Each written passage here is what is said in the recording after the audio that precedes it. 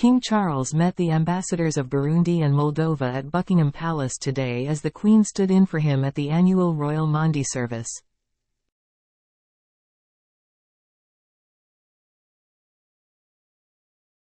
His Majesty, who has stepped back from public engagements as he continues cancer treatment, separately met with recently appointed Epimeni Bapfinda of Burundi and Ruslan Bolboshan of Moldova.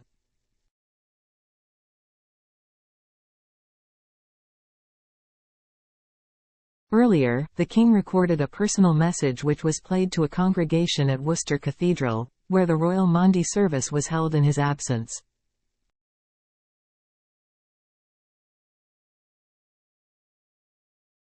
He reaffirmed his coronation pledge not to be served, but to serve with my whole heart.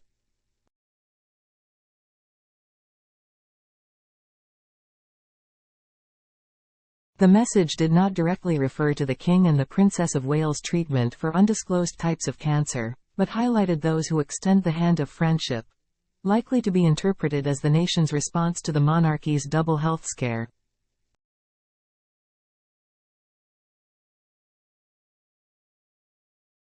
The major event in the royal calendar sees Maundy money, newly minted coins, distributed to community stalwarts by the head of state in recognition of their service, with the Queen deputizing for the King in the ceremony, a first for a Queen consort.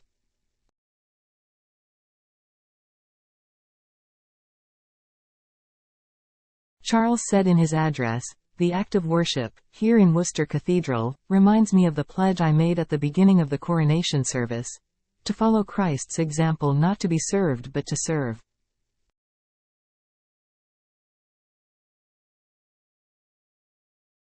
That I have always tried to do and continue to do, with my whole heart.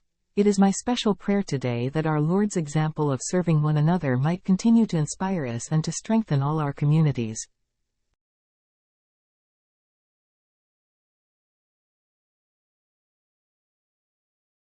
The King has stepped back from large-scale public duties while receiving outpatient cancer treatment, and he spoke of his great sadness at not being able to attend the service.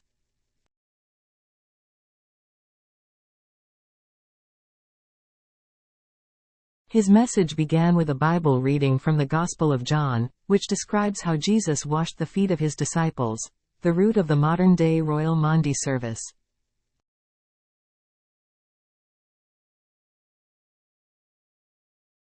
The Maundy service, held on the Thursday before Easter Sunday, commemorates Jesus' Last Supper when he washed the feet of his disciples as an act of humility the day before Good Friday.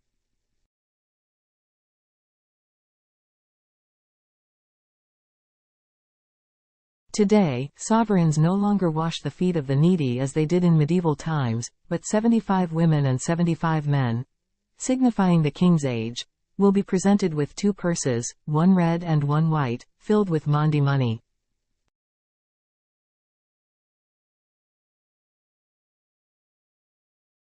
Charles added, "In this country we are blessed by all the different services that exist for our welfare.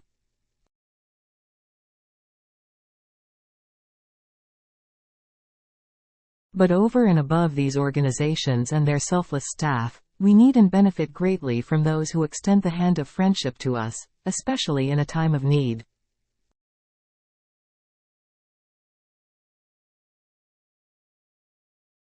The 150 men and women who have been chosen today to receive the Maundy money from my wife are wonderful examples of such kindness, of going way beyond the call of duty and of giving so much of their lives to the service of others in their communities.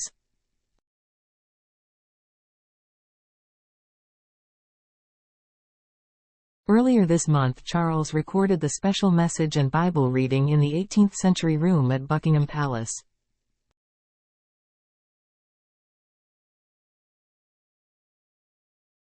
As Camilla arrived today, she would have heard shouts of "Down with the crown" from protesters with Republic, which campaigns for an elected head of state.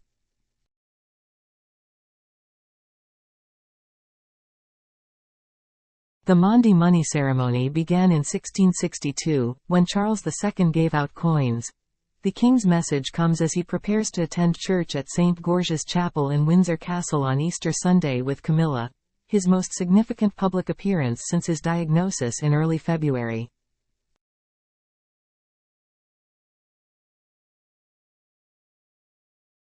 But there will be a reduced number of royals present in order to avoid the health risks associated with large crowds.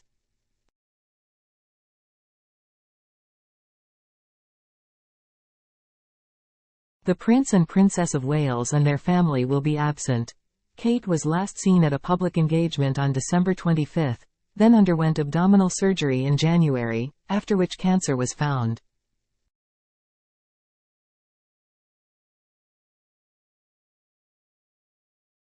The King is continuing private meetings and work on state business, and yesterday received Mohammed Nasheed, Secretary-General of the Climate Vulnerable Forum, at Buckingham Palace.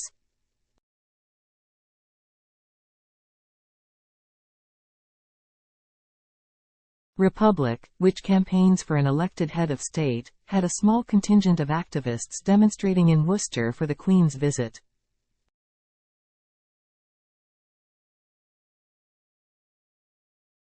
The group said last week on social media, "We're very sorry to hear about Kate's cancer diagnosis and wish her a speedy recovery."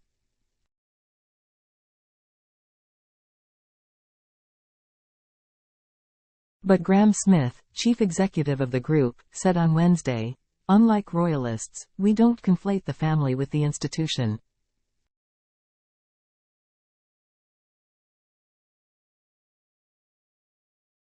"It's the institution we're protesting against this week. This is a campaign about principles, politics and reform."